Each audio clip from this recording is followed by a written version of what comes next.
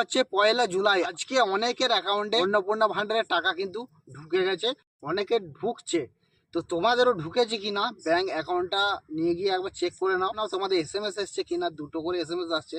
একটা সরকারের তরফ থেকে আসছে যে আপনার অ্যাকাউন্টে 3,000 টাকা অন্নপূর্ণা ভান্ডারের টাকা পাঠানো হয়েছে, আর একটা ব্যাংক থেকে আসছে 3,000 টাকা ক্রেডিটেড হয়েছে। তো যাদের যাদের এখনো মনে হচ্ছে ঢুকেনি তাদেরকে বলবো একবার ব্যালেন্সটা চেক করে নাও।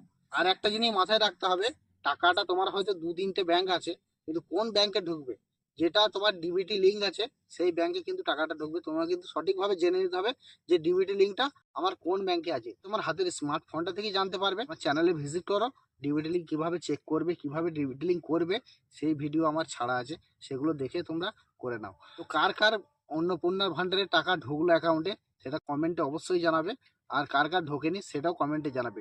যাদের যাদের বাকি আছে, আজকে সারা দিন চলছে ঢোকানো টাকা, সবার ঢুকে যাবে। আজ নয়তো কাল অবশ্যই ঢুকে যাবে, কেউ বাদ যাবে না। অন্নপূর্ণার ভান্ডারের টাকা যারা যারা পাওয়ার যোগ্য অবশ্যই তো তাদের অ্যাকাউন্টে চলে যাবে। ভিডিওটা যদি একটুকু উপকারী বলে মনে হয় তাহলে ভিডিওতে লাইক করবে, আর চ্যানেলে প্রথমবার এসে থাকলে অবশ্যই চ্যানেলটিকে সাবস্ক্রাইব করে দেবে, আর ভিডিওটা শেয়ার করো তোমার আপন লোকের কাছে, সবাইকে খবরটা জানিয়ে দাও।